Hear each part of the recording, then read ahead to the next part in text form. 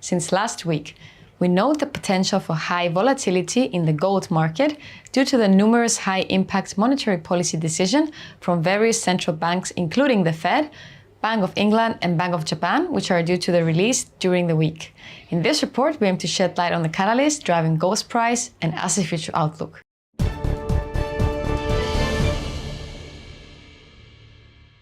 The Fed's interest rate decision is due to take place this Wednesday. The majority of market participants are anticipating that the Fed will remain on hold during the next meeting, and as such, the potential of the Fed remaining on pause may have weakened the greenback against its counterparts, as the Fed's counterparts may continue hiking in the future whilst the Fed remains on hold, thus potentially further weakening the dollar. As such, given the inverse relationship between the pressures and the greenback, the weakening of dollar may have allowed for investors to purchase gold, as a weaker greenback would make gold cheaper for overseas investors and as such may have attributed the rise of the precious metal. According to Reuters, the London Bullion Market Association, or LBMA for short, called last Thursday for proposals from service firms in order to create a secure global database whose function would be to increase trust in the gold market's value chain.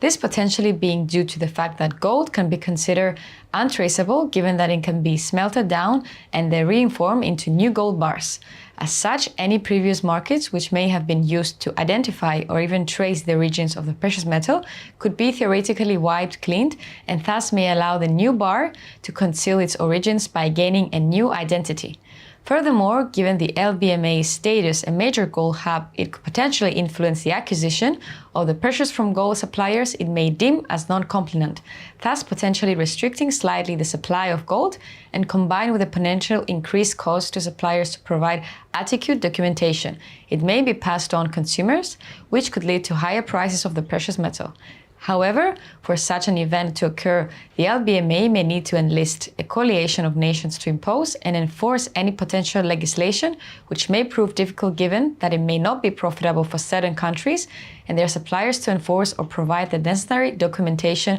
to the LBMA. In conclusion, the LBMA's intention to create a global registry of gold is an interesting proposal, yet in our view, it is likely that the proposal may encounter fierce resistance from nations who are more prone to illicit activities or who may unwillingly to lose their competitiveness as gold procurers, as producers and suppliers may be forced to bear the added costs. Therefore, despite the LBMA's proposal, we do not anticipate there to be any significant market reaction.